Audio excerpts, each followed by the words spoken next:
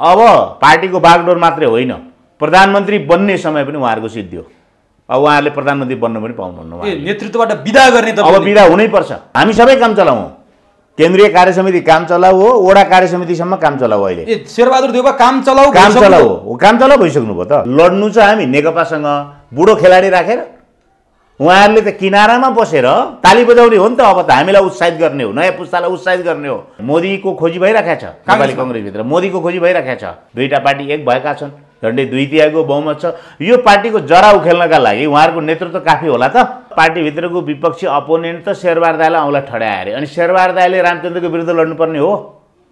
Party सभापति उहाँ रामचन्द्र पौडेलको विरुद्ध लड्नुपर्ने। उहाँहरूले चमत्कार के गर्नुभयो त यो बिचमा? 30 वर्षमा के चमत्कार गर्नुभयो त? कुरा चाहिँ हामी नेल्सन मण्डेलाको गर्ने, कुरा चाहिँ हामी गणेश मानजीको गर्ने, कुरा चाहिँ गान्धीको गर्ने, व्यवहार चाहिँ हामी आदर्शवान व्यक्तिको चाहिँ अनुसरण गर्ने। हामी पुरानो पुस्तालाई बिदा दिउँ। पुरानो पुस्ता भनेको पुरानो पुस्तालाई शेरबहादुर दाइ र रामचन्द्र दाइको पुस्तालाई बिदा केपी ओलीलाई सहयोग गरेन काङ्ग्रेसले या गरेन पार्टीभित्र माधव नेपाल ग्रुपले भनेर उनले उन्मुक्ति पाउँछन्। उनले सहयोग लिन जान्नुपर्छ, प्रचण्डको पनि माधव नेपालको पनि विपक्षी दलको पनि। ल गिरिजाप्रसाद कोइरालाको बेलामा कमजोरी भयो, ल सुशील कोइरालाको बेलामा कमजोरी भयो। उहाँलाई चाहिँ राम्रो काम गर्न केले रोक्यो? नाम माग्दा पाइन भन्नुहुन्छ नि, सुशील दाइलाई पनि त उहाँले नाम दिनु भएन, तर सुशील दाइले त राख्नुभयो नि त। संविधानका चाहिँ व्यवस्थाहरूलाई हामीले चाहिँ लागू गर्नुपर्छ कि पर्दैन? प्रधानमन्त्रीले पर्छ नि त। महाधिवेशनको प्रक्रिया सुरु भएपछि विभागले त काम गर्छ, एउटा बैठक बस्छ विभागको। गुरुजी तपाईँलाई कार्यक्रममा हार्दिक स्वागत छ। हजुर धन्यवाद। नेपाली काङ्ग्रेसमा 14औं महाधिवेशनको सरगर्मी बढ्यो भन्ने कुराहरू तपाईँहरूका गतिविधिले देखाइरहेको छ। तर एकातिर 14औं महाधिवेशनको सरगर्मी बढ्या छ, ठिकै छ, अर्कोतिर पार्टी सभापति देउबाको कार्यशैलीलाई ल्याएर तपाईँहरूको समूह अथवा देउबा इतर समूहको विरोध पनि त्यत्तिकै देखिया छ। तपाईँहरूले त ग्रुपै बनाउनु भयो। के शेरबहादुर देउबाले गर्नै नहुने काम गर्नुभएको हो अथवा तपाईँहरूले विरोधका लागि विरोध गर्नुभएको? मैले यहाँबाट सुरु गरेँ। अब हेर्नुहोस्, पार्टीका काम कारबाहीहरू प्रभावकारी हुन्, सुव्यवस्थित हुन्, विधिसङ्गत हुन्, प्रक्रिया सम्मत हुन् र एउटा लोकतान्त्रिक पार्टी लोकतान्त्रिक तवरले चलोस् भन्ने चाहना सबैको हुन्छ।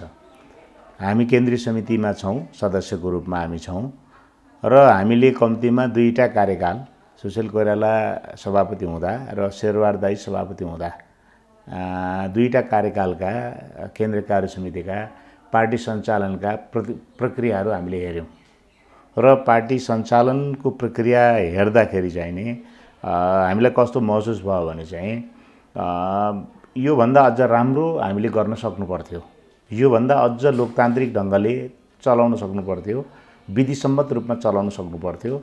हामी चाहिँ लामो प्रजातान्त्रिक लडाइँ, लामो चाहिँ लोकतान्त्रिक सङ्घर्षबाट हैन त्यो प्रक्रियाबाट हामी यहाँसम्म आइपुगेका हौँ र अहिले चाहिँ विश्व राजनीतिलाई पनि बुझ्न सक्ने भएका छौँ। संसारभरिका लोकतान्त्रिक चाहिँ राजनीतिक दलहरू कसरी चल्छन्, लोकतान्त्रिक मूल्य मान्यतामा विश्वास गर्ने पार्टीहरू कसरी चल्छन् र तिनीहरू कसरी चल्नुपर्छ भन्ने कुरालाई पनि हामी महसुस चाहिँ गर्न सक्ने भएका छौँ, बुझ्न सक्ने भएका छौँ र त्यही कुरालाई आफ्नो पार्टीमा ल्याएर दाजेर हामी हेर्छौँ हैन।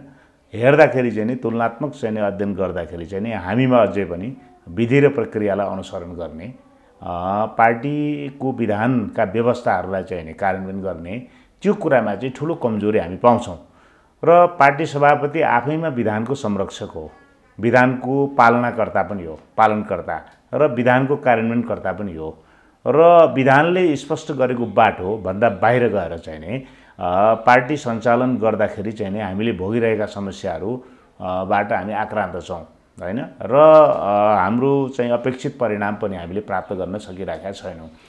त्यसैले चाहिँ पार्टीभित्र चाहिँ यो पछिल्लो 13औं महाधिवेशन पछिका गतिविधिहरू चाहिँ नि व्यवस्थित रूपबाट अगाडि बढुन्, पारदर्शी चाहिँ नि रूपबाट अगाडि बढुन्, विधिसम्मत रूपबाट अगाडि बढुन्, विधानको अक्षर र भावना अनुरूप अगाडि बढुन् र कार्यकर्ताले चाहेअनुसार अगाडि बढुन् भन्ने चाहिँ हामीले आग्रह गर्दै आयौँ। कम्तीमा गत निर्वाचन, संसदीय निर्वाचनमा हामीले हारिसकेपछि, हामी पराजित भइसकेपछि हामी युवाहरूकै तर्फबाट चाहिँ पार्टी सञ्चालनको प्रक्रियामै हामीले प्रश्न उठायौँ हैन। सँगसँगै हामीले विगतको चाहिँ समीक्षा गरेर नेपालको राजनीतिक इतिहासकै अब समीक्षा गरौँ एकपल्ट। 7 सालको चाहिँ क्रान्ति पूर्वदेखि हामीले चाहिँ 48 सालसम्म 46 को परिवर्तनसम्म र त्यस यताको 74 सालको निर्वाचनसम्मको हामी वस्तुनिष्ठ हामी चाहिँ समीक्षा गरौँ, सिंहावलोकन गरौँ र अगाडिको बाटो तय गरौँ र यो निर्वाचनको पराजय हाम्रो लागि एउटा अवसर पनि हुनसक्छ। दुनियाँमा चाहिँ निर्वाचनमा हारिसकेपछि, पराजित भइसकेपछि लोकतान्त्रिक चाहिँ विचारमा हिँडेका राजनीतिक दलहरूले चाहिँ गम्भीर आत्मसमीक्षा गर्छन् र हारका कारणहरू चाहिँ नि पहिले आउँछन् र त्यसपछि अगाडिको बाटो तय गर्छन् र अरू निर्वाचन, आउने निर्वाचन हैन जित्छन्। ती उदाहरणहरू संसारभरि छन्। ती दृष्टान्तहरूलाई चाहिँ हामीले चाहिँ हेरेर बुझेर पार्टीलाई अगाडि बढाउँ र परम्परागत ढङ्गले सोचेर, परम्परागत ढङ्गले चलेर, परम्परागत कार्यशैली अख्तियार गरेर अब हामी हाम्रा प्रतिस्पर्धीहरूसँग चाहिँ सशक्त प्रतिस्पर्धा हामी गर्न सक्दैनौँ र मूलत हाम्रो दुईटा चुनौतीमध्ये प्रतिस्पर्धा त चुनौती हो आगामी निर्वाचनमा हैन। आवधिक रूपमा निर्वाचनमा हामीले हाम्रो प्रतिद्वन्द्वीसँग प्रतिस्पर्धा गर्नै पर्छ हैन, त्यसको विकल्प छैन। हामीसँग निर्वाचन लड्नै पर्छ र अर्को चुनौती चाहिँ के हो भने आन्तरिक रूपबाट पार्टीलाई व्यवस्थित गराउने चुनौती हो। हामी आन्तरिक रूपबाट व्यवस्थित बनाऊँ, आन्तरिक लोकतन्त्रलाई चाहिँ बलियो बनाऊँ, बाहिर बोल्न पाउने, रेडियोमा बोल्न पाउने, पत्रिकामा लेख्न पाउने, टेलिभिजनमा बोल्न पाउने, त्यो मात्रै चाहिँ आन्तरिक लोकतन्त्र होइन। आन्तरिक लोकतन्त्र भनेको चाहिँ हाम्रो विधिको अभ्यास हामीले गऱ्यौँ कि गरेनौँ इमान्दारीपूर्वक। तर नि त्यसैले तपाईँले यसरी नेतृत्वको कार्यशैलीको कुरा गर्दाखेरि हिजो आफूतिर पनि फर्केर हेरौँ त, ठिकै छ काङ्ग्रेसको विधानमा महाधिवेशन भएको 6 महिनाभित्र सबै विभागहरू गठन गर्नुपर्ने। हिजो न सुशील कोइरालाले यो गर्न सक्नु भएको थियो, न शेरबहादुर देउवालाई तपाईँहरूले गर्न दिनुभयो भन्ने उहाँहरूको आरोप छ के। हिजो गरेन भनेर विरोध गर्नुभयो, आज किन गरिस् भनेर विरोध गर्नुहुन्छ र उहाँहरूले त्यो आचार संहिताको कुरा तपाईँले भनिरहँदा उहाँहरूले के भन्नुहुन्छ भने जब वडा तहबाट क्रियाशील सदस्यताको सबै कुरा पार्टी केन्द्रीय कार्यालयमा आइपुग्छ त्यसपछि पो आचार संहिता लाग्छ। अहिले कहाँको आचार संहिताको कुरा गरिरहनु भएको छ? हिजो गरेन भने आज गर्दा किन विरोध गर्ने भनिरहनु भएको छ। यहाँनिर त प्रश्न उठ्ला नि तपाईँहरूप्रति। कुरा के हो भने शेरबहादुर दाइले चाहिँ 3 पल्ट प्रतिस्पर्धा गर्नुभयो पार्टी सभापतिमा। 2057 सालमा गर्नुभयो, गिरिजाप्रसाद कोइरालासँग, सुशील कोइरालासँग 2067 सालमा गर्नुभयो र चाहिँ पछिल्लो प्रतिस्पर्धाबाट उहाँले जित्नुभयो र पार्टी विभाजनको एउटा पीडा पनि हामीले झेल्यौँ। त्यतिखेरदेखि त्यो चाहिँ पार्टीभित्रको चाहिँ विवादको, झगडाको त्यो मुद्दादेखि उहाँ सभापति नहुन्जेलसम्म चाहिँ आउँदा उहाँले के भन्नुभयो भने गिरिजाप्रसाद कोइरालाले पनि मलाई अन्याय गर्नुभयो होइन, मेरो समूहमाथि विभेद गर्नुभयो, उहाँले दुर्व्यवहार गर्नुभयो होइन, उहाँले चाहिँ राजनीतिक चाहिँ सम्मान चाहिँ उहाँबाट मैले पाउन सकिनँ, मैले पार्टी फुटाउने अवस्थामा पुग्नु पर्यो होइन, म माथि नै कारबाही गर्नुभयो उहाँले र पछि पार्टी सञ्चालन गर्दाखेरि पनि उहाँले चाहिँ न्यायपूर्ण ढङ्गले गर्न सक्नु भएन, पार्टी विधिमा चलेन, पार्टी चाहिँ पद्धतिसँग ढङ्गले चलेन, प्रजातान्त्रिक ढङ्गले पार्टी चलेन भन्नुभयो। गिरिजाप्रसाद कोइरालाको चाहिँ उहाँले निरन्तर विरोध गरिराख्नुभयो उहाँले। त्यसपछि जब सुशील कोइरालासँग प्रतिस्पर्धा गर्नुभयो र फेरि पराजित हुनुभयो, त्यसपछि त झन् उहाँको विरोध आक्रामक ढङ्गले चाहिँ नि अगाडि बढ्यो। उहाँ अझै चाहिँ नि सशक्त रूपबाट चाहिँ विरोधमा उत्रिनुभयो। उहाँले केन्द्रीय समितिबाट राजीनामा दिनुभयो, उहाँले केन्द्रीय कार्यालयमा धरना बसाल्नुभयो, उहाँले चाहिँ होइन, उहाँले चाहिँ केन्द्रीय समितिको बैठक बहिष्कार गर्नुभयो उहाँले। त्यसपछि चाहिँ यो क्रमलाई उहाँले निरन्तर चाहिँ नि 13औं महाधिवेशनसम्म चाहिँ नि उहाँले तन्काएर लिएर जानुभयो र के भन्नुभयो भने सुशील कोइरालाले पार्टी राम्रो चलाएन, सुशील कोइरालाले भन्दा म राम्रो पार्टी चलाउँछु, अझ गिरिजाप्रसाद कोइरालाले भन्दा म राम्रो पार्टी कोइरालाहरूको हातबाट म अरूको हातमा पार्टी ल्याउँछु भन्नुभयो। ल्याउनु पनि भयो फेरि कोइरालाहरूको चाहिँ जुन प्रभुत्वबाट मैले चाहिँ पार्टीलाई आफ्नो हातमा ल्याइसकेपछि म यो पार्टीलाई चाहिँ नि एकदमै विधिसम्मत ढङ्गले चलाउँछु, म गुडको चस्माले म हेर्दिनँ, पक्षपात म गर्दिनँ, कार्यकर्ताको योग्यता योगदान होइन र पार्टीभित्रको आवश्यकता राष्ट्रिय आवश्यकतालाई हेरेर म मूल्याङ्कन गर्छु कार्यकर्ताको पार्टीका साथीहरूको भनेर उहाँले ठुलो चाहिँ स्लोगन उहाँको निर्वाचनमा ठुलो चाहिँ नि उहाँका चाहिँ नि सूत्रबद्ध नाराहरू चाहिँ हामीले सुन्यौँ, हामीले देख्यौँ। जब उहाँ सभापति बनेपछि एउटा कुरा प्रजातन्त्रवादी नेताले बुझ्नुपर्ने कुरा के हो भने हिजो के भएको थियो र आज किन चाहिँ विरोध गर्छौ भनेर त्यो सुविधा हुँदैन। हिजो गलत भएकै कुरालाई सुधार गर्न सक्ने व्यक्ति नेता हो ल गिरिजाप्रसाद कोइरालाको बेलामा कमजोरी भयो, ल सुशील कोइरालाको बेलामा कमजोरी भयो, उहाँलाई चाहिँ राम्रो काम गर्न केले रोक्यो? हिजो सुशील कोइरालाले त तेस्रो वर्षमा कार्यकाल 4 अथवा 1 वर्ष थपेपछि 5 वर्ष अभ्यास गरायो हामीले विगतदेखि नै।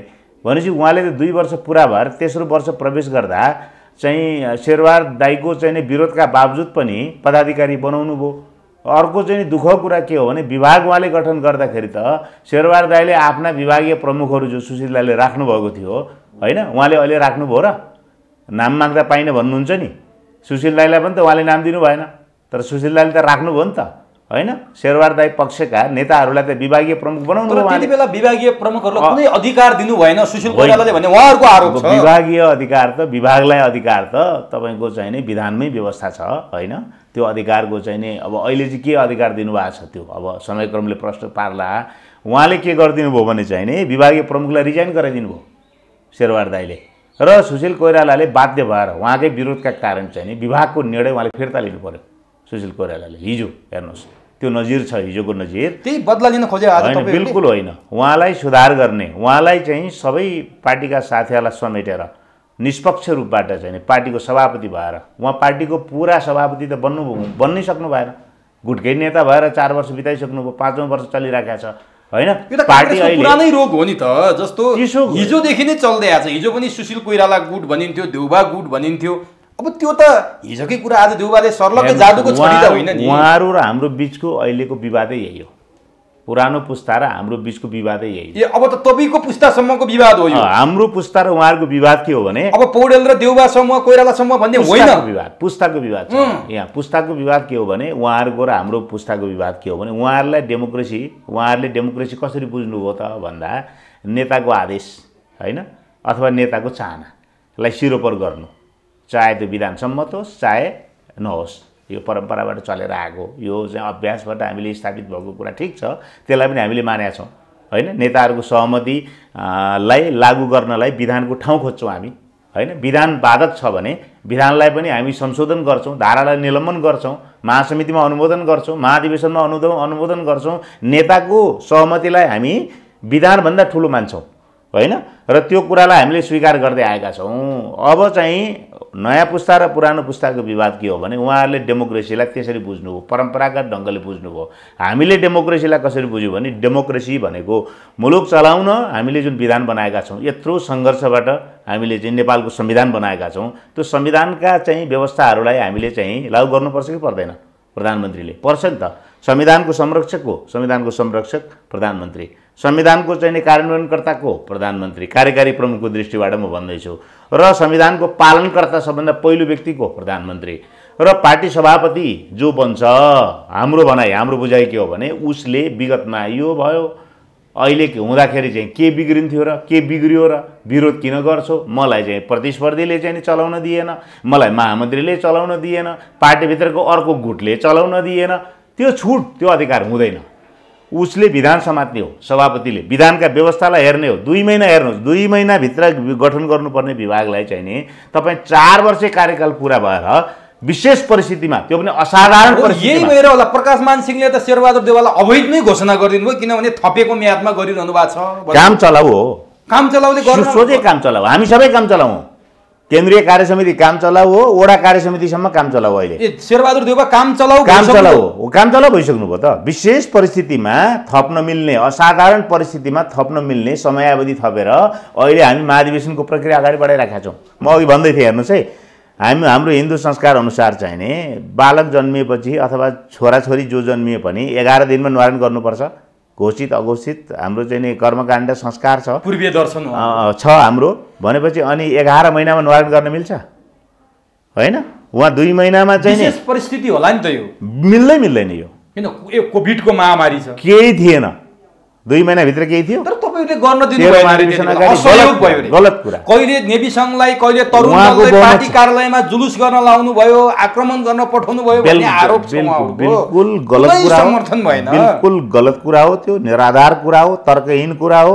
2 महिनाभित्र उहाँलाई केही कुराले रोकेका थिएन, 1 वर्षभित्र केही कुराले रोकेका थिएन, 2 वर्षभित्र रोकेका थिएन, 3 वर्षभित्र रोकेका थिएन, 4 वर्षभित्र रोकेका थिएन। तर किन गर्नु भएन? हामीले पछिल्लो समयमा पनि के भन्यौँ भने तपाईँ उहाँ अब अस्ति महासमितिबाट विभागको सङ्ख्या हामीले घटाइदिउँ होइन, होइन हामीले घटायौँ विधानमा चाहिँ 28वटा विभाग पुरानो विधानमा 42वटा विभाग नामसहित थियो त्यो विभाग बढी भयो भनेर हामीले 28वटा विभाग बनायौँ अब एउटा प्रावधान हामीले राख्यौँ त्यसको चाहिने उपधारामा कि आवश्यक पर्यो भने विभाग बढाउन सक्ने भन्ने धारा हामीले राख्यौँ उहाँले 47 बनाउनु भयो तर त्यसको औचित्य के हो त्यसलाई त जस्टिफाई गर्न सक्नु पर्यो नि आवश्यकताको अहिलेको के कारणले आवश्यक देख्नु तर धेरैले रोजगारी पाउने भयो नि त पार्टीभित्र गलत जिम्मेवारी पाउने भयो बिल्कुल यो काम हामीले विधानको स्पिरिट के हो भने विभागको व्यवस्था किन गरे हो भने हामीले पार्टीसँग जोडिएका मानिसहरू जसलाई चाहिँ सानो भए पनि भूमिका दिने केन्द्रीय विभागको भूमिका दिने विज्ञ हुन्छन् त्यहाँ राम्रा कुशल सङ्गठक हुन्छन् त्यहाँ राम्रा शिक्षाविद हुन्छन् त्यहाँ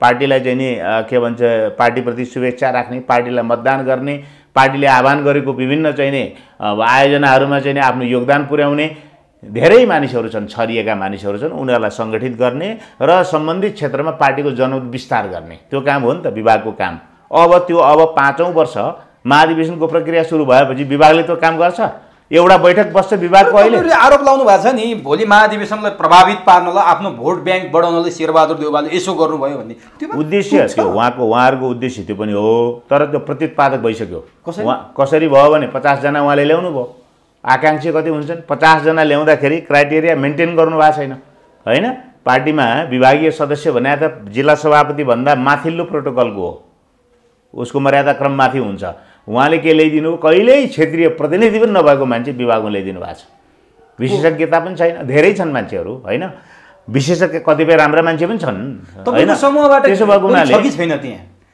किन इतर समूहबाट विभागीय प्रमुख किन उहाँले ल्याउनु भएको छ कतिपयले छोड्दैछन् कतिपयले दुईजनाले छोडे एकजना प्युठानको सुभाष केसी जो विभागको सदस्य हुनुहुन्थ्यो कुनै विभागको एकजना शिवराज जोशी यो दुईटा बाहेक अरु चन्द्रकला भट्टराई अर्को 3 जना त रहेछ नि जम्मा 2000 जना अरु साथीहरूले पनि फोनबाट नेताहरूलाई भनेका छन् हामीलाई भनेका छन् हैन आवश्यक पर्छ भने रिजाइन दिन्छौँ भनेका छन् कतिपय हाम्रै नेताहरूले ठिकै छ विभागले के काम गर्ने हो र राजीनामा नदेऊ पनि भने होलान् हैन त्यसो भएको हुनाले एकदमै ठुलो संख्यामा त हाम्रो पक्षलाई उहाँहरूले ल्याउनु भएकै छैन हैन सानो संख्यामा कतै कतैबाट समेटेर मान्छे नभएपछि पार्टीभित्रकै मान्छे ल्याउने हो उहाँहरूले चाहिँ सकेसम्म आफ्नै बलियो गुट बनाउने हैन र चाहिँ जनमत बढाउने र चाहिँ यी विभागमा आएका मान्छेहरू चाहिँ महाधिवेशन प्रतिनिधि भएर आउन् हामीलाई भोट हालुन् हैन एक किसिमले चाहिँ महाधिवेशनलाई प्रभावित पार्ने उद्देश्यबाटै उहाँहरूले विभाग विस्तार गर्नुभएको छ अब यो विभाग विस्तार गर्नुभयो ठिक छ 4 वर्षको थपिएको म्यादमा तपाईले भन्नुहुन्छ भने काम चलाउ भइसक्यो बेला यो भन्दा अगाडि उहाँले गर्न नसक्नुको कारण चाहिँ के थियो तपाईहरुको असहयोगता होइन रहेछ पटक्कै पनि सहयोग नै रहेछ देउबाको के त्यस्तो इच्छा शक्ति भयो जसले विभागै गठन गर्नु भएन के जस्तो लाग्छ तपाईलाई त्यो चाहिँ एक त विधानको स्पिरिटलाई उहाँले बुझ्नु भएन हैन विधानको व्यवस्था के छ भनेर हाम्रो के छ प्रचलन भने नेतालाई चाहिँ वरिपरिका साथीहरूले चाहिँ नि जे सल्लाह दियो आफू स्वयं अध्ययन नगर्ने आफू स्वयं बुझ्ने कोसिस नगर्ने शेरबहादुर दाइ जसले 60 वर्ष हुन लाग्यो हैन प्रजातान्त्रिक आन्दोलनमा जीवन बिताउनु भएको बेलायतसम्म बसेर पढेर आउनुभयो डेमोक्रेसी बुझ्नु भएको छैन म भन्दिनँ नि डेमोक्रेसीको विधान बुझ्नु भएको छैन म भन्दिनँ नि तर त्यसलाई कार्यान्वयन गर्ने ठाउँमा म छु विधानको व्यवस्था यस्तो छ यसलाई मैले इम्प्लिमेन्ट गर्नुपर्छ है यसलाई मैले कार्यान्वयन गर्नुपर्छ है भन्ने अठोट उहाँमा त्यो देखिएन हिजो पटक पटक गिरिजाप्रसाद कोइरालादेखि सुशील कोइरालासम्म औँला उठाउने त्यही विधानको विषयलाई लिएर नेतृत्वमा पुग्ने त्यो कुर्सीमा बस्ने अनि आफैले फेरि त्यो कुर्सीमा पैतलाले त्यो विधानले थिच्दाखेरि बिल्कुल उहाँले अब कांग्रेस पार्टी कता जान्छ पदमा पुग्नलाई उहाँले नारा चाहिँ दिनुभयो नारा लगाउनु भयो विगतका कमजोरीहरू चाहिँ कतिपय भएका पनि थिए ती कमजोरीहरूलाई औल्याएर ती कमजोरीमा टेकेर उहाँले सभापतिको पद प्राप्त गर्नुभयो सभापतिको पद प्राप्त गरेपछि अब मैले जे गरे पनि हुन्छ भन्ने एउटा मनोविज्ञान उहाँमा चाहिँ विकसित भयो एक अर्को उहाँका वरिपरिका नेतागण जो हुनुहुन्छ उहाँहरूले चाहिँ विधान पालना नगर्दा पनि के फरक पर्छ र हैन देखाइदिउँला रामचन्द्र पौडेललाई औल्याइदिउँला उसले गर्दा भएन या महामन्त्रीलाई भनिदिउँला उसले गर्दा भएन अर्को गुटलाई देखाइदिउँला यिनीहरूले सहयोग गरेनन् नाम माग्दा दिएनन् नाम चाहिँ नि माग्दा दिएन भन्दैमा अनन्तकालसम्म 5 वर्षसम्म विभाग गठन नगरी बस्न पाउँछ कसैले नाम त दिनु त पर्ने हो नि त रामचन्द्र पौडेल शशाङ्क कोइरालाले दिनुपर्ने हो उहाँले माग्नु भयो र नाम चाहिँ 2 महिना भित्र माग्नु पर्दैन 2 महिनापछि नाम दिन मिल्छ तर पार्टी त एउटै हो ल गरौँ है सभापतिजी विभाग गठन गरौँ भनेर तपाईहरुले सम्झाउ 4 वर्षसम्म हेर्नुस् विभागको संख्या नबढाउनुस् अघि म भन्दै थिएँ विभागको संख्या बढाउने कुनै पनि कारण र औचित्य उहाँहरूले सिद्ध गर्न सक्नु भएको छैन तर 47 बनाउनु भयो नि होइन, विधानको एउटा व्यवस्थालाई टेकेर।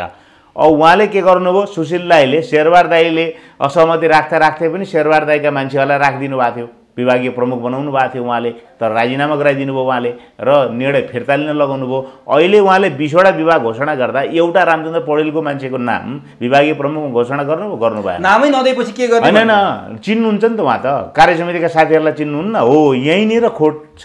के खोट छ भने गुटगत चस्माभन्दा होइन अरू चस्माले हेर्नै नसक्ने होइन। यही कारण काङ्ग्रेस आज कमजोर भयो, गुटै गुट भए। नेपाली काङ्ग्रेस छैन, नेपाली काङ्ग्रेस देउबा, नेपाली काङ्ग्रेस पौडेल, नेपाली काङ्ग्रेस कोइराला, नेपाली काङ्ग्रेस सिटौला, नेपाली काङ्ग्रेस सिंह, काङ्ग्रेस त बर्बादै भयो भन्छ। तपाईँलाई चिन्ता लाग्दैन? म अघि भन्दै थिएँ, त्यसैले पुरानो पुस्ता र हाम्रो पुस्ताको चाहिँ पार्टी चलाउने पद्धति, पार्टी चलाउने प्रक्रिया, विधानलाई बुझ्ने चाहिने सुझबुझ होइन, अहिलेको समयको चाहिने आवश्यकता, अहिले हाम्रा अगाडिको चुनौती, आन्तरिक चुनौती, बाह्य चुनौती र नयाँ पुस्ताको माग। आज तपाईँले देख्नुभएको छ इनफ इज इनफका साथीहरू चाहिँ अस्ति भर्खर फेरि अनसन तोडे सरकारसँग सम्झौता भएर। त्यहाँ जाँदाखेरि उनीहरूको आक्रोश हामीले चाहिँ प्रत्यक्ष भोग्यौँ। तपाईँ आफै स्वयं जानुभयो? म आफै गएको थिएँ र हामीलाई चाहिँ उहाँहरूले चाहिँ हार गुहार गर्नुभयो, तपाईँहरूले गर्नु पर्यो अब भनेर, तपाईँहरूको नेताबाट चल्दैन। त्यत्रा लाखौँ चाहिँ नयाँ पुस्ताका युवाहरूलाई प्रतिनिधित्व गरेर अनसनमा बसेका साथीहरू त्यसो भन्दैछन्। त्यो धड्कन हामीले सुन्नु पर्दैन, त्यो महसुस गर्नु पर्दैन? ती त नेपाली नागरिक हुन्, ती त भोलि हाम्रा मतदाता हुन्। भनेपछि कुरा के हो भने उहाँहरूले अहिलेको समयको चापलाई, समयको चाहिँ परिवर्तनको चाहनालाई होइन, नयाँ पुस्ताको आकाङ्क्षालाई उहाँहरूले बुझ्न सक्नु भएन। उहाँहरू परम्परागत रूपबाट उहाँहरू अहिले पनि कहाँ हुनुहुन्छ? 48 सालमै हुनुहुन्छ। यहाँ नेपालमा गणतन्त्र आइसक्यो।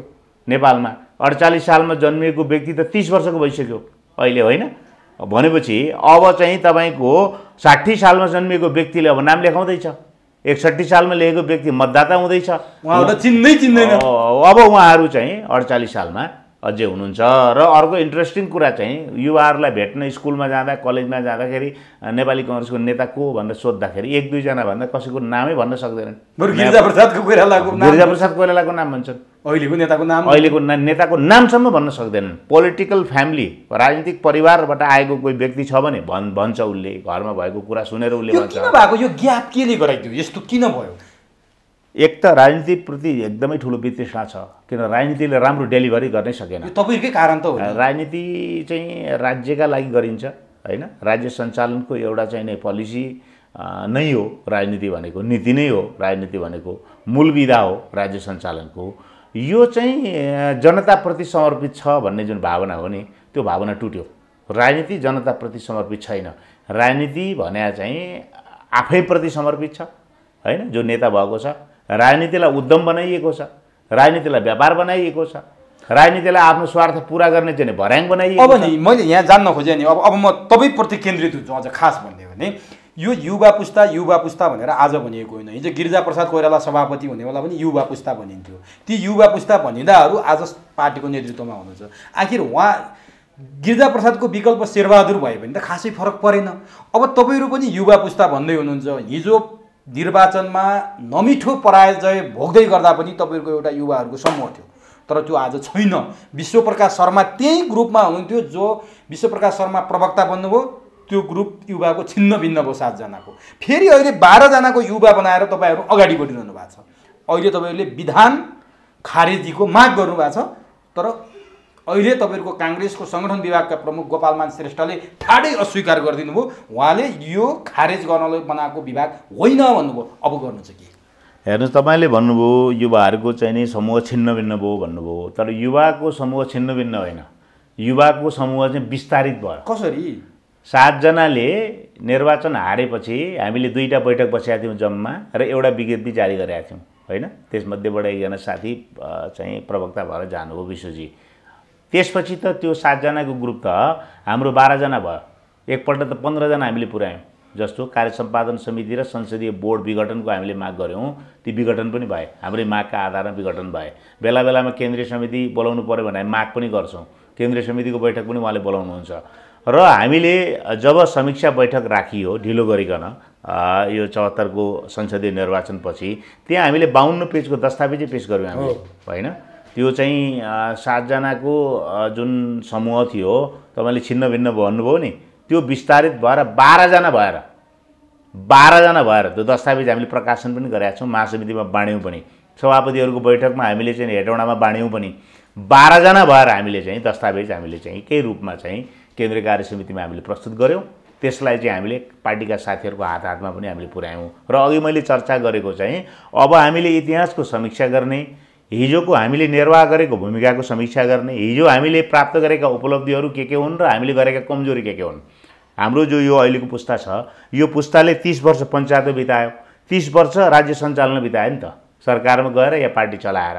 30 वर्षको अवधि चाहिँ मुलुकका लागि पर्याप्त अवधि हो। हेर्नुहोस्, म भनिदिन्छु तपाईँलाई, महाथिर मोहम्मदले 1981 मा जब उनी सत्तारूढ भए, 2003 मा उनले छोड्दा मलेसियालाई कहाँबाट कहाँ पुर्याए 20-22 वर्षमा। ली कुआन यूले त सिङ्गापुरलाई धरतीको स्वर्गै बनाइदियो।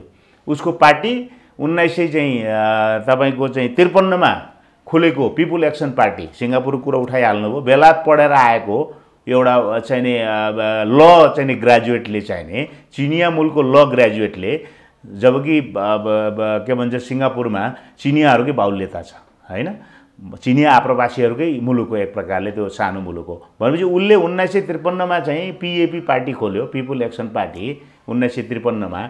55 मा 5 सिट ल्यायो। 59 मा तत्कालीन ब्रिटिस औपनिवेशिक चाहिँ शासन थियो त्यहाँ, र सिङ्गापुरमा संसदीय चुनाव हुन्थ्यो, ब्रिटिस औपनिवेशिक शासन अन्तर्गतै चुनाव हुन्थ्यो त्यहाँ। 1959 मा बहुमत ल्यायो। 1959 मा बहुमत ल्याएको सिङ्गापुरमा उसको पार्टी पिएपी पार्टी आज पर्यन्त सत्तामा छ। किन छ त? आज 61 वर्षदेखि उसको पार्टी सत्तामा छ। 1965 मा। तर यहाँ त हेर्नुहोस् त 2015 मा 2/3 ल्याएको नेपाली काङ्ग्रेस आज 2077 मा आइपुग्दा हेर्नुहोस्। त्यही म भन्दैछु, 7 सालमा हामीले ठुलो क्रान्ति गऱ्यौँ, त्यसको अगुवाई गऱ्यौँ, हामीले नेतृत्व गऱ्यौँ। 15 सालमा जनताले विश्वास गरे, त्यो दुर्घटनाग्रस्त भयो। त्यो चाहिँ अब देशी विदेशी राजा हैन, राजा महेन्द्रको महत्त्वाकांक्षा चाहिँ परम्परागत जुन शक्ति हो, परम्परावादी शक्ति हो, परिवर्तनलाई आत्मसात गर्न नचाहने, नेपाललाई चाहिँ नि के एउटा जे ओपन सोसाइटीको रूपमा चाहिँ नि खुला समाजको रूपमा नेपाली समाजलाई चाहिँ नि विकसित गर्न नचाहने, खास गरिकन संसदीय प्रजातन्त्रै नचाहने शक्तिको आडमा चाहिँ राजाले त्यो प्रजातन्त्र खाए। र 30 वर्ष त्यस यता 30 वर्ष हामीले चाहिँ ठुलो सङ्घर्ष गऱ्यौँ यिनै नेताहरूको अगुवाईमा। अहिले जो सभापति हुनुहुन्छ शेरबहादुर दाई, अहिले जो वरिष्ठ नेता हुनुहुन्छ रामचन्द्र दाई, र उहाँहरूको ठुलो जमात छ त्यो बेलादेखि सङ्घर्ष गरेको। यो जमातले 30 वर्ष सङ्घर्ष गर्यो। गणेशमानजी, किशुनजी, गिरिजाउहरूको अगुवाई नेतृत्वमा बिबी पनि हुनुहुन्थ्यो, सुवर्णजी हुनुहुन्थ्यो। उहाँहरूले चाहिँ उहाँहरूको चाहिने जीवनकाल र उहाँहरूको अवसानपछि पनि यही अहिलेको नेतृत्व समूहले चाहिँ नि सङ्घर्ष गरेर प्रजातन्त्र आयो। त्यस यता उहाँहरू शेरबहादुर दाई, रामचन्द्र दाईहरू चाहिँ 30 वर्षसम्म राज्य सञ्चालनको विभिन्न भूमिकामा हुनुहुन्छ। पद लाभ पनि लिनुभयो, धेरै लिइसक्नुभयो। कोही प्रधानमन्त्री बन्नुभयो, कोही प्रधानमन्त्री बन्नु भएन, कोही पटक पटक मन्त्री बन्नुभयो, कोही पटक पटक मन्त्री बन्नुभयो। भनेपछि अरू पनि जो अहिलेको नेतृत्व समूह छ, मन्त्री बनेका, 5-6 चोटि चुनाव लडेका, टेस्टेडहरू मात्रै। अब उहाँहरूले चमत्कार के गर्नुभयो त यो बिचमा हैन? 30 वर्षमा के चमत्कार गर्नुभयो त? ताकि हामीले फेरि 77 सालमा उहाँलाई नै पार्टीको बागडोर जिम्मा लाउनु पर्ने, ताकि हामीले 79 को निर्वाचनपछि उहाँहरूलाई नै प्रधानमन्त्री बनाउनु पर्ने। हेर्नुहोस्, अब पार्टीको बागडोर मात्रै होइन, प्रधानमन्त्री बन्ने समय पनि उहाँहरूको सिद्धियो।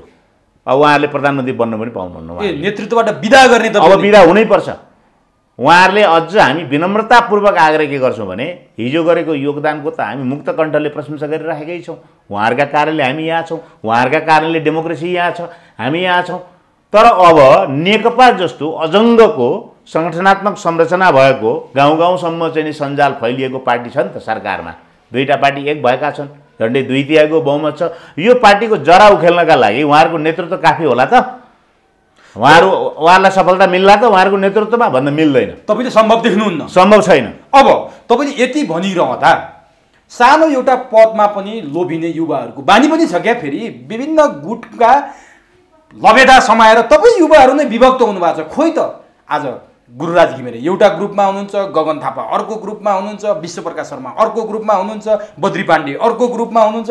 कसरी सम्भव हुन्छ? तपाईँहरूले छिन्न भिन्न पार्ने सानो ललिपप देखाएर फुटाउने त नेतृत्वले जानेकै छ। अहिले तपाईँ यहाँ जति उफ्रे पनि भोलि पद बाँड्दाखेरि जे गर्दा तपाईँले तोमसनाम त गर्नै पर्छ त घिमिरेजी। कसरी सम्भव हुन्छ यो? कसरी तोड्नुहुन्छ यो घेरा? यो पनि परम्परागत कुरा भयो, आजसम्मको कुरा, आजसम्म भइआएको कुरा। तपाईँले भन्नुभयो नि आजसम्म भइआएको कुरा भन्नुभयो नि, आजसम्म यसो भइरहेका छन् त भन्नुभयो नि। विभक्तै हुनुहुन्छ नि अहिलेसम्म त। हो, अब त्यसो हामी नगरौँ भन्ने हाम्रो यो अहिलेको अभियान। अब हामी त्यसो नगरौँ कि गर्दैनौँ। र जस्तो व्यक्तिगत रूपबाट मेरो हकमा कुरा गर्नुहुन्छ भने पार्टी सुधार गर्ने कुरामा, पार्टीको सङ्गठनात्मक अहिलेको चाहिँ आन्तरिक अव्यवस्थालाई हटाउने कुरामा, अहिलेको लथालिङ्ग र भताभुङ्गो जुन अवस्था छ यसमा सुधार गर्ने कुरामा, समग्रमा पार्टीलाई आन्तरिक रूपमा मजबुत बनाउने, भातृ संस्थालाई मजबुत बनाउने कुरामा मैले पार्टीको चाहिँ कुनै पद चाहिँ मेरा लागि जरुरी छैन, दरकार छैन। पार्टीको पदै दरकार छैन। युवा नेतृत्वमा आउँछ भने होइन, मतलब के हो भने पार्टी विधिसम्मत चल्छ भने, पार्टीभित्र व्यापक एकता निर्माण हुन्छ भने। पार्टीभित्र एकता पनि त छैन नि। पार्टीभित्र चाहिँ कचिङ्गल छ, कलह छ, आरोप प्रत्यारोप छ, एकले अर्कालाई चाहिँ नि औँला ठडाएको छ। हुन त घरमा गरिबी बढ्यो भने घरमा परिवारका सदस्यको बिच झगडा हुन्छ, तैँले गर्दा यो गरिनस्, ऊ गरिनस्, यो भएन, आरोप अहिले राजनीतिक गरिबी बढ्यो नि त हाम्रोमा। काङ्ग्रेसमा ठ्याक्कै त्यस्तै भयो। राजनीतिक गरिबी बढ्यो, चुनाव हारेपछि राजनीतिक गरिबी बढाएको छ। एकले अर्कालाई आरोप प्रत्यारोप हामी गरिराखेका छौँ। यो गरिबीलाई समृद्धिमा बदल्ने कसरी त भन्दा हामीले एकअर्काका वैयक्तिक आकाङ्क्षाहरूबाट हामी चाहिँ माथि उठ्नु पर्यो। यति बेला केपी ओलीको विरुद्ध लड्नुपर्ने हो कि शेरबहादुरको विरुद्ध लड्नुपर्ने हो तपाईँहरू भन्ने प्रश्न पनि उठ्छ कि फेरि। अब विपक्षी त पार्टीभित्रको विपक्षी अपोनेन्ट त शेरबहादुर दाइलाई औँला ठडाए अरे, अनि शेरबहादुर दाइले रामचन्द्रको विरुद्ध लड्नुपर्ने हो। पार्टी सभापति उहाँ रामचन्द्र पौडेलको विरुद्ध लड्नुपर्ने, आफ्ना पार्टीका साथीहरूको विरुद्ध लड्नुपर्ने। ल विपक्षी त लड जानेन, कमजोरी गर्यो, पार्टीमा चुनाव हारेको समूह, ल झगडियै भयो यो त। अनि पार्टी सभापतिले चाहिँ आफ्ना कार्यकर्ताको विरुद्ध लड्नुपर्ने। तर पार्टी सभापतिले त प्रश्न भन्नुभएको छ, म केपी ओली विरुद्ध लड्दैछु, रामचन्द्रहरू मेरो विरुद्ध लड्छन्, अनि कसरी हुन्छ? उहाँले किन प्रश्न उठिराखेको छ त? उहाँले समीक्षा गर्नु परेन? होइन, हामीले ऐना हेर्दाखेरि चाहिँ नि ऐना देखिएन अनुहार भने एउटा चाहिँ राम्रो सफा टालोले अनुहार पुस्नु पर्यो। के अरे ऐनाको चाहिँ पुस्नु पर्यो, धुलो पुस्दा पनि अनुहार देखिएन भने आँखाको उपचार गर्नु पर्यो, होइन? त्यसपछि त हाम्रो दोस्रो चरणमा त आँखाको उपचार गर्नु पर्यो। ऐना सफा छ तर देखिँदैन अनुहार, आफ्नो प्रतिबिम्ब देखिँदैन भनेपछि सबभन्दा पहिला त पार्टीभित्र आफूले गरेका कार्य सम्पादनहरू के हुन् त? पार्टी सभापतिले पार्टी कसरी चलाइराख्नु भएको छ यो 4 वर्ष 5 वर्ष, त्यो कुरा उहाँले हेर्नु परेन सबभन्दा पहिला? अनि दोष सबै शेरबहादुर देउबाको हो, रामचन्द्र पौडेल, ढाका शशाङ्क कोइराला, अरू सबै चाहिँ दुधैले नुहाएको हो भन्ने जस्तो देखिन्छ। दोष त मेरो पनि होला नि त, म केन्द्रीय सदस्य छु, मसँग पनि गुनासा छन्। तिमीहरूले चाहिँ सशक्त रूपबाट युवाको भूमिका निर्वाह गर्न सकेनौ, केन्द्रीय समितिमा युवा भावनाको प्रतिनिधित्व गर्छौँ भन्यौ तर तिमीहरूले गर्न सकेनौ। नेविसङ्घ पनि लथालिङ्ग भयो, नेविसङ्घकै पूर्व अध्यक्षहरू कतिजना हुनुहुन्छ केन्द्रीय समिति? स्वयं सभापति देउबा, संस्थापक नेविसङ्घको अध्यक्ष। आज नेविसङ्घको हालत हेर्नुहोस्, आज तरुण दलको हालत हेर्नुहोस्। खै तपाईँले पनि नयाँपन त केही दिन सक्नु भएन? यो त स्वाभाविक प्रश्न हो त। नेविसङ्घको स्थापना कालको उहाँ सदस्य हो, मतलब चाहिँ नि संस्थापक सदस्य, विपिन कोइराला पछिको सभापति, दोस्रो सभापति हो। नेविसङ्घको उहाँ संस्थापक हो। तपाईँले नि भनिहाल्नु भयो नि, नेविसङ्घ अथवा पार्टीका भातृ संस्थाहरूबाटै आएका नेताहरू, नेविसङ्घबाटै आएका अधिकारी नेताहरू, तरुण दलमा पनि काम गरेका केही नेताहरू, होइन, अहिले पार्टीको लिडरसिपमा हुनुहुन्छ। प्रश्न चाहिँ शेरबहादुर देउवालाई मात्रै होइन, प्रश्न रामचन्द्र पौडेललाई मात्रै होइन, प्रश्न हामीलाई पनि उठाएको छ, दोष हाम्रो पनि छ। तर एउटा डेमोक्रेटिक पार्टीमा जो पार्टीको मूल बागडोर जसको हातमा छ, जवाब कसले दिने त? जवाब उसले दिने हो नि त। पार्टीका बैठक सहयोग पनि त चाहियो होइन, सहयोग लिन सक्नुपर्छ, लिन जान्नुपर्छ। केपी ओलीलाई सहयोग गरेन काङ्ग्रेसले या गरेन पार्टीभित्र माधव नेपाल ग्रुपले भनेर उनले उन्मुक्ति पाउँछन्? उनले सहयोग लिन जान्नुपर्छ, प्रचण्डको पनि, माधव नेपालको पनि, विपक्षी दलको पनि। उहाँ त उपदेश दिएर हिँड्नु भएको छ अहिले प्रधानमन्त्री, होइन? प्रजातान्त्रिक मुलुक, संसारका कुनै पनि प्रजातान्त्रिक मुलुकमा प्रजातान्त्रिक तरिकाबाट अथवा डेमोक्रेटिकल्ली इलेक्टेड कार्यकारी प्रमुखले जनतालाई अर्थ उपदेश दिँदैन, विपक्षी दललाई अर्थ उपदेश दिँदैन, जनताको कुरा सुन्छ। प्रजातान्त्रिक चरित्र भएको व्यक्तिको स्वभाव के हो भने, नेचर के हो भने, जनताका कुरा सुन्ने, मतदाताका कुरा सुन्ने, अरूका कुरा सुनेर राज्य सञ्चालन गर्ने, होइन? र अब अहिले पार्टीमा पनि त्यो हो नि त। डेमोक्रेटिकली इलेक्टेड भएको व्यक्ति चाहिँ प्रजातान्त्रिक तौरबाट निर्वाचित भएको व्यक्तिका अगाडि पार्टी चलाउनलाई विधान हुन्छ, विधानलाई हेरेर विधानका व्यवस्थाहरूलाई हेरेर पार्टी चलाउने हो नि त। र विधानका व्यवस्थाहरू लागू गर्नमा समस्या भयो, समेट्नुपर्ने भयो, हाम्रो परम्परा कस्तो छ, हाम्रो अभ्यास परिपाटी कस्तो छ भने समेट्ने, चुनाव हारेकोलाई पनि समेट्ने। जस्तो म उदाहरण दिन चाहन्छु, गिरिजाबाबुले केन्द्रीय समिति विस्तार गर्नुभयो, किशुनजीले आपत्ति गर्नुभयो, गोपाल राईको नाम किन राखिस् भन्नुभयो, मरेर जानुभयो बिचरा हाम्रो आदरणीय नेता गोपाल राई। किशुनजीले आपत्ति प्रकट गर्ने बित्तिकै गिरिजाबाबुले गोपाल राईको नाम हटाइदिनु भयो।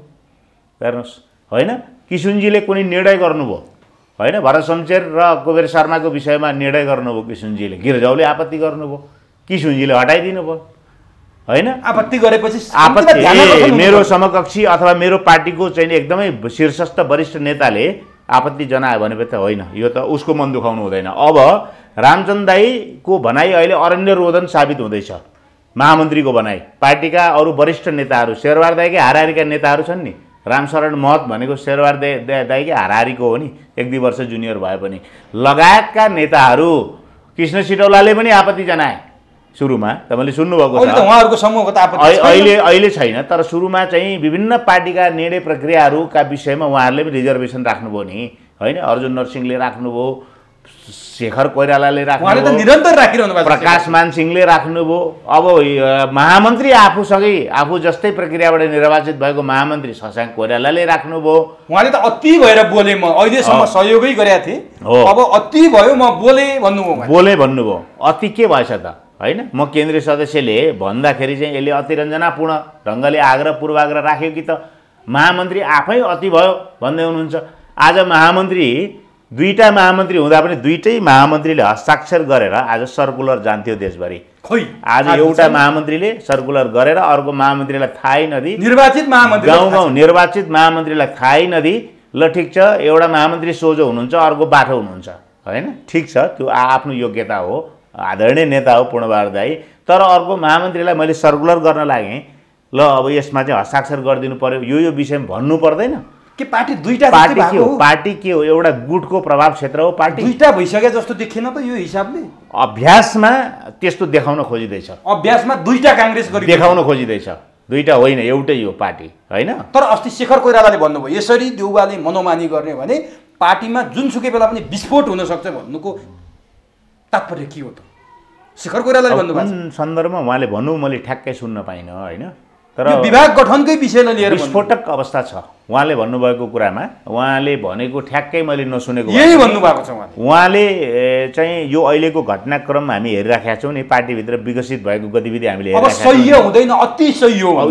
यो चाहिँ विस्फोटक अवस्था हो, यो विस्फोटक अवस्था हो। र यदि अर्को समूहसँग उहाँले सम्झौता गर्नुहुन्न, अघि कसले भन्नु पनि, अघि कसले चाहिँ नि गोपालमान श्रेष्ठले यो विभाग खारेज गर्नलाई बनाइएको होइन भन्नुभयो, तपाईहरुको आपत्ति। अब यस्तो ओके जवाब, यो त यसलाई त हामी शेरबहादुर दाइले दिएको जवाब ठान्छौँ, यसलाई त संगठन विभागको प्रमुख हो नि गोपालमान श्रेष्ठ अहिले। हो अब चाहिँ यो यसबाट के देखिन्छ, एउटा दम्भ र अहङ्कार झल्किन्छ। त्यो के दम्भ र अहङ्कार हो भने त्यो बहुमतको दम्भ र अहङ्कार हो, होइन अहङ्कारले आफैलाई खान्छ, अहङ्कारले जसले अहङ्कार व्यक्त गर्छ, अहङ्कार पाल्छ, उसैलाई खान्छ। तपाईहरुसँग बहुमत छैन, केही छैन, देउबाले बहुमतको आधारमा गर्दाखेरि डेमोक्रेसीका कुरा तपाईहरु गर्नुहुन्छ, बहुमतको आधारमा गर्दा अल्पमतले त मान्न त पर्यो नि त, बहुमतको निर्णय मान्न पर्दैन। उहाँले चाहिँ पार्टी चलाउने दुईटा प्रक्रिया अपनाउन सक्नुहुन्थ्यो, दुईटा बाटो पार्टी चलाउने। एउटा चाहिँ व्यापक छलफल गर्ने, केन्द्रीय समितिमा लगेर विभिन्न प्रस्तावहरू लिएर आएर छलफल गरिसकेपछि मतदानमा लाने, त्यो गर्नु भएन, सहमति भएन भने मतदानमा लाने। बहिष्कार गर्नुभयो होइन, हामीले त्यो त पहिला भनेकै हो नि त, उहाँलाई बाटो देखाएकै हो त्यो, हामीले त्यो पनि भनेका छौँ, हाम्रो दस्तावेज पनि लेखेका छौँ। तपाईँले चाहिँ पार्टी चलाउने दुईटा बाटो, एउटा परम्परा र स्थापित परिपाटी, होइन ताकि आफ्नो पराजित साथीलाई पनि, आफू सरको साथीलाई पनि विश्वासमा लिएर पार्टी चलाउने हाम्रो एउटा संस्कृति भएको छ, स्थापित संस्कृति भएको छ, त्यसप्रति हामी गौरव पनि गर्छौँ, होइन बडा चाहिँ त्यसलाई हामी हाम्रो चाहिँ हाम्रा नेताहरूको एकताबाट शक्ति पैदा हुन्छ भन्ने गरेर हामी बुझ्छौँ त्यसलाई। र एउटा त्यो बाटो तपाईँ समेटेर जानुहोस्, एउटा बाटो समेटेर जाने कुरामा व्यवधान आयो भने पार्टी चाहिँ प्रक्रियामा लानुहोस्, प्रक्रिया भनेको बहुमतबाट चलाउने, होइन। उहाँले 2 महिनाभित्र ल नाम दिएनन्, 2 महिनाभित्र त उहाँले प्रयासै गर्नु भएन, 1 वर्षभित्र पनि प्रयासै गर्नु भएन, पदाधिकारी बनाउनु कति वर्ष लाग्यो। उहाँले यदि 2 महिनाभित्र नाम माग्दा आएन, नाम दिएनन् भने, दिएको थिएन भने अर्को समूहले, प्रतिस्पर्धी समूहले उहाँले प्रक्रियामा लगाए के हुन्थ्यो, उहाँसँग बहुमत छ। किन नलानु भयो? पार्टीमा विवाद होला, विग्रह आउला भन्ने उहाँलाई पर्यो होला नि त। त्यो त्यसरी पनि त लियौँ न। त्यो त प्रयास गर्नु पर्यो नि त उहाँले। तर उहाँले फागुनदेखि नै विभाग गठन गर्न सुरु गर्नुभएको थियो। फागुनमा पनि गर्नुभयो, तपाईँहरूले विरोध गर्नुभयो, उहाँले गर्दै जानुभयो। अहिले आएर सबै विभाग गठन गरिदिनु भयो। आखिर तपाईँहरूको विरोध गर्दा तुक भएन। अब 12 जना तपाईँ युवाहरूले गर्नुभएको छ नि, योमा पनि उहाँले खारेज गर्नु भएन भने तपाईँहरूको यो 12 जनाको समूह महाधिवेशनसम्म जाने समूह हो कि फेरि यो यतिकै सेलाउने समूह हो? यो 12 जना भने चाहिँ प्रतीकात्मक कुरा हो। यो 12 जना भने चाहिँ नेपाली कङ्ग्रेसका अहिले 4,70,000 क्रियाशीलको भावनाको प्रतिनिधित्व गर्छ। यो त तत्काल उपलब्ध साथीहरूको समूह मात्रै हो। यो सम्पूर्ण साथीहरू पनि होइनन्। 12 रामचन्द्र पौडेल र शशाङ्क कोइरालाको आशीर्वाद छ भनिन्छ। 12 जना भनेको चाहिँ नि सम्पूर्ण चाहिँ नि साथीहरूको सङ्ख्या त्यहाँ छैन। हामी धेरै छौँ होइन। 12 भन्दा बाहिर धेरै साथीहरू हुनुहुन्छ है। केन्द्रीय समितिमा पनि हुनुहुन्छ, बाहिर पनि हुनुहुन्छ। यो चाहिँ आम पार्टीका साथीहरूको भावनाको एउटा चाहिँ नि प्रतीकात्मक एउटा सानो हामीले टिम बनाएको हो। यो एउटा होइन बन्यो, घटनाक्रमले बन्दै 7 जनाको बनाएको थियौँ, त्यसलाई विस्तार गरेर अहिले हामीले 12 जनामा हामी अड्या छौँ। अहिले यसलाई विस्तारित गर्दै जाने क्रममा हामी छौँ। र यो चाहिँ सिँगै नेपाली कङ्ग्रेसका चाहिँ नेपाली कङ्ग्रेसलाई सुधार गर्न चाहने, अझ सुधार भन्दा पनि नेपाली कङ्ग्रेसलाई बदल्न चाहने। हामीले 7 जनाको विज्ञप्ति निकाल्दाखेरि हामीले भनेको थियौँ नि, स्वयं आफू बदलिन्छौँ र पार्टीलाई पनि बदल्छौँ। पार्टीभित्रको अव्यवस्थालाई बदल्छौँ। पार्टीभित्रको अहिलेको अराजकता, पार्टीभित्रको चाहिँ नि जुन अनुशासनहीनता, पार्टीभित्रको चाहिँ चरम अव्यवस्थापनलाई बदलेर पार्टीलाई हामी व्यवस्थित बनाउँछौँ। त्यसका लागि हामी बदलिन्छौँ भने हो नि त। त्यो त निरन्तरता पाएन नि होइन। त्यो त के को निरन्तरता? विस्तारित भयो, विस्तारित। तर त्यो कुरा कहाँ हरायो त? होइन, हराएकै छैन। त्यो त 52 पेजको दस्तावेजमा कन्भर्ट भयो। त्यो हेर्नु, त्यो त 2 पन्ने विज्ञप्ति थियो नि। 7 जना बाहिर त विश्व प्रकाशलाई खोज दिँदा बित्तिकै सिद्धियो भन्छन् के? बिल्कुल गलत कुरा। 2 पन्ने हामीले जुन विज्ञप्ति निकालेको थियौँ नि 7 जनाले, त्यो त आज 52 पेजको दस्तावेज भएको छ अहिले। अब 12 जना पुग्नुभयो त्यहाँ। अब यो महाधिवेशनसम्म जाने हो 12 जनाको अथवा के हो? यसले मैले अघि भन्दै थिएँ, पुरानो पुस्तासँग हाम्रो गम्भीर संवाद हुँदैछ। यो भेटेर मात्रै संवाद हुँदैन होइन। भेटेर संवाद गर्ने परिपाटी कमजोर भएको छ। जस्तो 12 जनाको कुरा आउने बित्तिकै, विज्ञप्ति आउने बित्तिकै, अथवा कुनै नेताले चाहिँ असहमति व्यक्त गर्ने बित्तिकै, एउटा पनि नेताले, डेमोक्रेसीमा के हुन्छ भने राज्यको कुरा गर्ने हो भने एउटा पनि नागरिकले असहमति राख्यो भने राज्य सुन्न आइपुग्छ। त्यति जवाबदेही हुन्छ राज्य, त्यति उत्तरदायी हुन्छ राज्य। के भयो, केमा हामीले कमजोरी गऱ्यौँ, गुनासो के हो भनेर राज्य सुन्न आइपुग्छ। पार्टी असल नेता भनेको त्यही नेता हो। प्रजातान्त्रिक नेताको चरित्र भनेको त्यही चरित्र हो, जसले एउटा कार्यकर्ताले पनि असहमति राख्यो भने बोलाएर अथवा चाहिँ भेटेर भन्छ केमा कमजोरी हो मेरो भन्छ। हेर्नुहोस् है, अब गिरिजाप्रसाद कोइरालामा, किशुनजीमा, गणेशमानजीमा यो क्यारेक्टर थियो। कम्तीमा मेरो पुस्ताले गणेशमानजी भोग्यो, गणेशमान सिंह भोग्यौँ हामीले, किशुनजी भोग्यौँ हामीले, गिरिजाप्रसाद कोइराला भोग्यौँ हामीले, सुशील कोइराला भोग्यौँ हामीले, अहिले शेरबहादुर दाई भोगिराखेका छौँ अहिले होइन। सभापति र नेतृत्वको हिसाबले भन्दैछु। र सँगसँगै हामीले रामचन्द्र पौडेल पनि भोगिराखेका छौँ होइन। म प्रतिस्पर्धी नेता भएको हुनाले, कार्यवाहक सभापति भइसकेका हुनाले।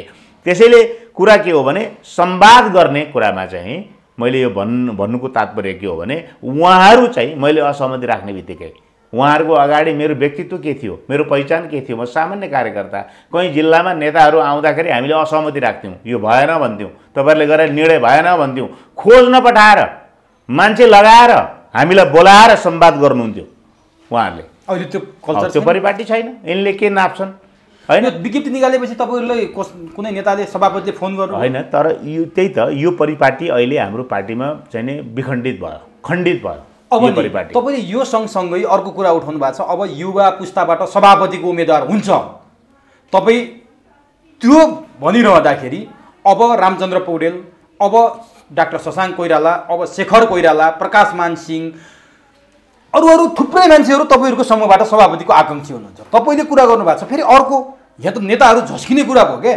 उहाँहरू आफ्नो सभापतित्वको लागि तयारी गरिरहने त्यही समूहबाट युवा पुस्ताले अब युवा पुस्ताको सभापति बन्छ भनेर तपाईँले लबिङ सुरु गर्नुभएको छ। यो के हो? यो दोस्रो पुस्ता र युवा पुस्ता, यो के हो? यो नयाँ पुस्ता र युवा पुस्ता। हेर्नुहोस् है, नयाँ पुस्ता र युवा पुस्ता भनेको चाहिँ यो गोलमटोल कुरा चाहिँ अहिले आइरहेको छ क्या बाहिर। युवा पुस्ता भन्नाले यद्यपि युवा उमेर हामीले क्रस गरिसकेका छौँ, तर पनि नेपाली कङ्ग्रेसभित्र युवा पुस्ता भन्दा हामी नै चिनिन्छौँ होइन। तपाईँले भने दोस्रो पुस्ता हो। झन्डै 60 वर्ष उमेर पुगेका मान्छेहरू, 40 वर्षदेखि 60 वर्ष उमेर समूहभित्रका मानिसहरू युवा भनेर चिनिन्छन्। होइन, नेपाली काङ्ग्रेसका युवा नेता भनिन्छ। युवा नेता भनिन्छन्। अरू पार्टीमा पनि त्यस्तै त्यस्तै चाहिँ परिपाटी हुर्किँदैछ भनेपछि हाम्रो चाहिँ मुख्य नेताहरू शेरबहादुर दाई र रामचन्द्र दाई पछि रामशरण महत हुँदै चाहिँ जति पनि नेताहरू हुनुहुन्छ उहाँहरूको चाहिँ एउटा समूह छ।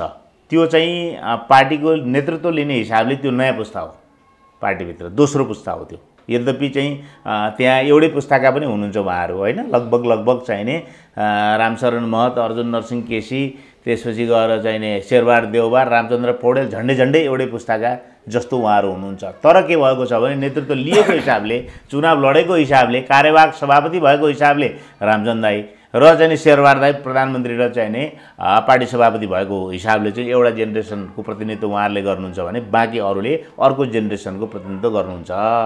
त्यसमा चाहिँ विमलेन्द्र निधिदेखि तपाईँको चाहिने विजय गच्छेदारदेखि, त्यसमा चाहिने अब डाक्टर शशाङ्क कोइरालादेखि, प्रकाश मानसिंहदेखि, शेखर कोइरालादेखि, यी सबै जति नेताहरू बाँकी कृष्ण सिटौलासम्म यही उमेर समूहमा अथवा यही चाहिँ पुस्ता समूहमा उहाँहरू हुनुहुन्छ। त्यसपछिको अर्को जुन जेनेरेसन छ त्यसमा हामी छौँ। तपाईँले भने कसलाई हो हजुर अबको र अब तपाईँले सङ्केत गरेर चाहिँ कुन समूह? मैले के सङ्केत गर्दैछु भने हामी पुरानो पुस्तालाई बिदा दिउँ। पुरानो पुस्ता भने को? पुरानो पुस्तालाई शेरबहादुर दाई र रामचन्द्र दाईको पुस्तालाई बिदा त्यो त दुईजना त हुनु पनि। त्यही त, त्यही पुस्तै भयो नि त।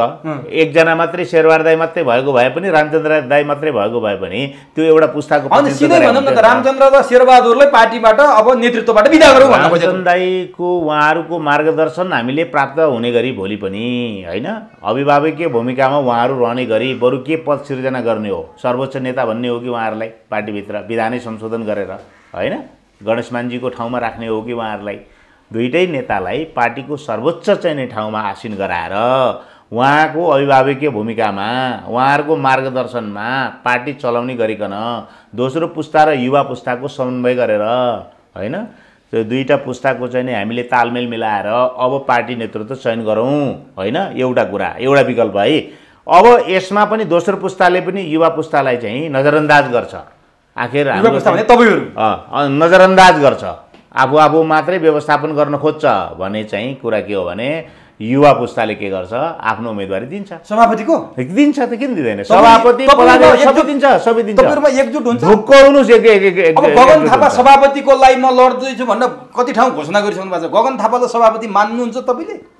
चन्द्र भण्डारीले गर्नुभयो सभापति लड्छु भनेर, गगन थापा मात्रै के कुरा गर्नुहुन्छ? महामन्त्री लडिसके नि पहिला गगन थापा। ठिक छ त, गगनजी त एउटा ब्रान्डेड मान्छे भइसक्नु भयो नि त।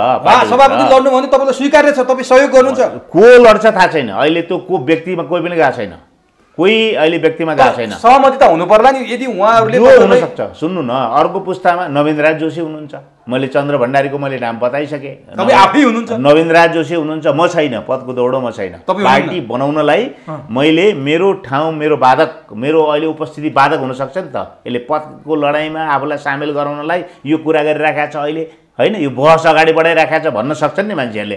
त्यसैले पार्टीका निम्ति म कुनै पद आजीवन नलिन पनि तयार छु, तर डेमोक्रेसी सुरक्षित हुने गरेर पार्टी बलियो हुनु पर्यो कि नयाँ पुस्ताको भविष्य बलियो हुनु पर्यो र नेकपाको हातबाट डेमोक्रेसीलाई सुरक्षित रूपबाट हाम्रो हातमा लिएर आउनु पर्यो कि। तर तपाईँहरूकै वरिष्ठ नेता रामचन्द्र पौडेलले शेरबहादुर देउबाको नेतृत्व दोहोरियो भने नेकपासँग प्रतिस्पर्धा गर्न सकिँदैन, काङ्ग्रेस कमजोर हुन्छ, मेरो नेतृत्वमा मात्रै सम्भव छ भन्नुभएको छ। उहाँले दावा गर्नु, किनभने उहाँ सभापति कन्फर्म सभापति हुनु भएन, कार्यवाहक भए पनि 13औं महाधिवेशन उहाँकै सभापतित्वमा भएको हो होइन।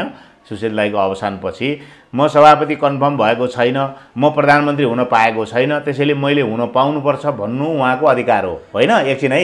तर उहाँले दोस्रो पुस्ता र हामीलाई कन्भिन्स गर्नु पर्यो नि त, के कारणले उहाँ सभापति भयो भने पार्टी बलियो हुन्छ होइन। यो एउटा अवसर हो नि उहाँलाई।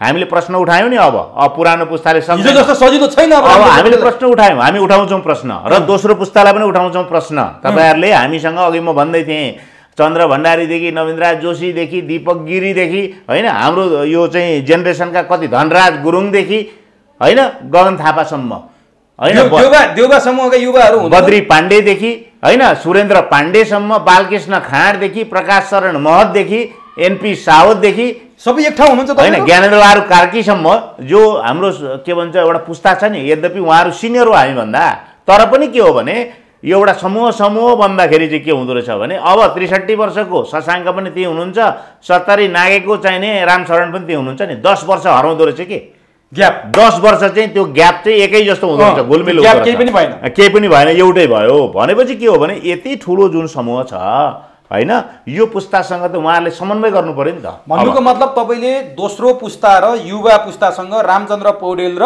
शेरबहादुर देउवा, अब हाम्रो सोझो अब यो संवाद हो, यो हामी मिडिया मार्फत संवाद गरिराखेका छौँ। पर्सनल्ली भेट्दा कुराकानी हुँदा पनि मैले पनि भेटेर भनिसकेँ तपाईँको युवा समूहमा यो एकमत हुनुहुन्छ।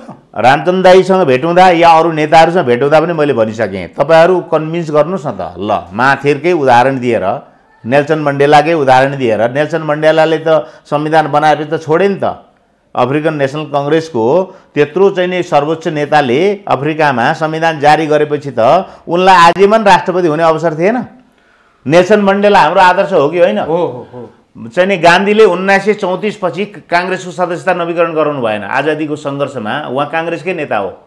सन् 1934 पछि भारतीय राष्ट्रिय कङ्ग्रेसको सदस्यता उहाँले नवीकरण गराउनु भएन। उहाँ कुनै राज्यसभा र लोकसभाको सदस्य पनि हुनु भएन, काङ्ग्रेस पार्टीको सभापति पनि हुनु भएन, प्रधानमन्त्री र राष्ट्रपति कुरै छाडौँ। तर उहाँको नाम सबभन्दा माथि, उहाँ आदर्श हो कि होइन हाम्रो? उहाँ आदर्श हो नि त हाम्रो। गणेश मानजी हाम्रो आदर्श होइन? उहाँ पार्टी सभापति प्रधानमन्त्री बन्नु भएन नि त। नेल्सन मण्डेला हाम्रो आदर्श होइन?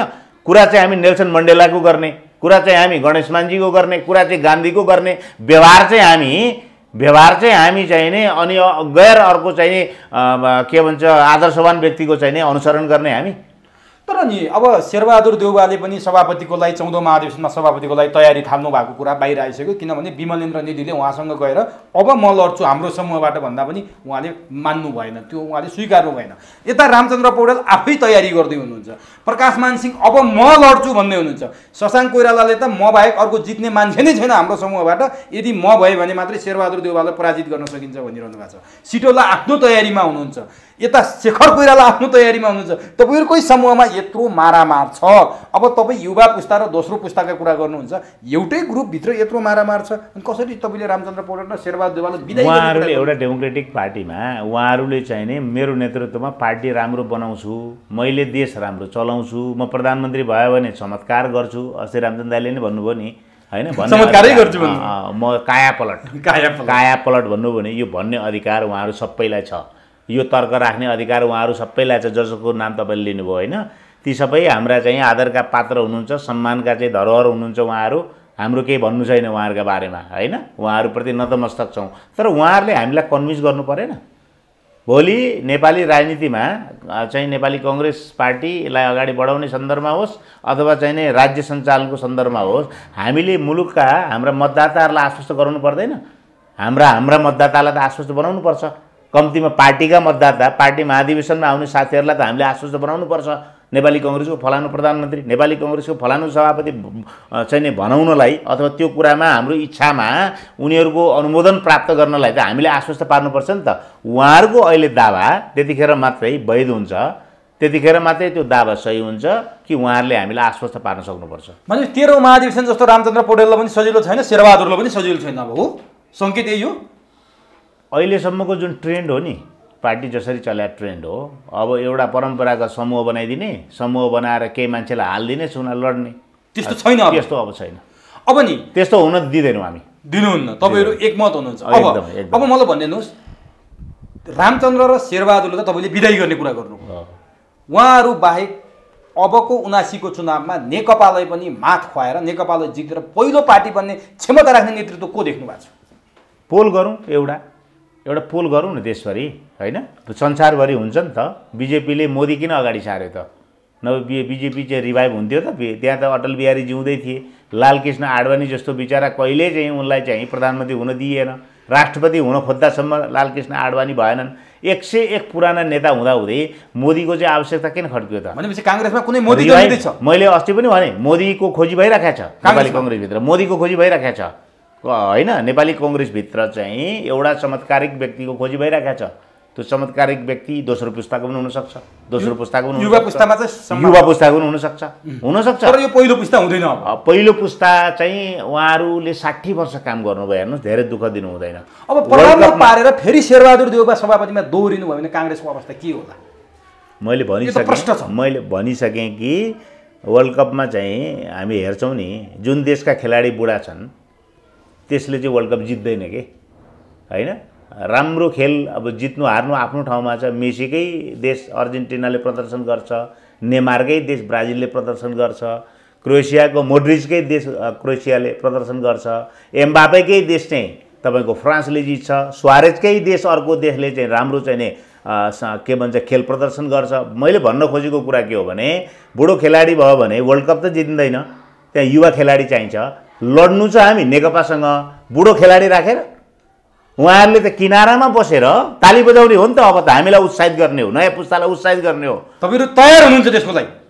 अब यो मैले कतिपल्ट दोहोऱ्याउने र बिना स्वार्थ म फेरि पनि भन्छु तपाईँ मार्फत चाहिँ तपाईँको यो चाहिँ मिडिया मार्फत म भन्न चाहन्छु, युवा पुस्ता चाहिँ पदका लागि आफ्नो पोजिसनका लागि अहिले बार्गेनिङ गरिरहेको छ। अब म अन्तिममा छु।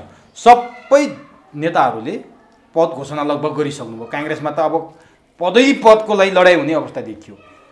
तपाईँका समकक्षी तपाईँसँग काम गरेका मान्छेहरूले महामन्त्री सभापतिसम्म दाबी प्रस्तुत गरिरहनु भएको छ। गुरु घिमिरे पनि त्यत्तिकै राजनीतिमा आएको होइन, यहाँसम्म उसले निकै चाहिँ पसिना बगाएको छ, रगत पसिना बगाएर गुरु घिमिरे यो अवस्थामा आएको। गुरु घिमिरेले चाहिँ सभापति, महामन्त्री, सहमहामन्त्री, उपसभापति केमा दाबी गर्ने? सबैले दाबी गरिरहेछन् नि, तपाईँको पनि त होला नि एउटा, केमा दाबी गर्नुहुन्छ तपाईँ? अब मेरो बुझाइ फरक छ हेर्नुहोस् हैन। मेरो पहिलो प्रायोरिटी पार्टीलाई चाहिँ ठिक ठाउँमा लैजाउँ, पार्टीलाई ठिक ठाउँमा पुर्याउँ भन्ने हो। पार्टीको चाहिँ आन्तरिक अव्यवस्थालाई हटाउँ भन्ने हो सबभन्दा पहिला। पार्टीलाई चाहिँ आगामी निर्वाचनमा जित्न सक्ने अवस्थामा पुर्याउँ र पार्टीभित्रको चाहिँ नि अव्यवस्थालाई चाहिँ नि हटाउँ भन्ने पहिलो प्रायोरिटी हो।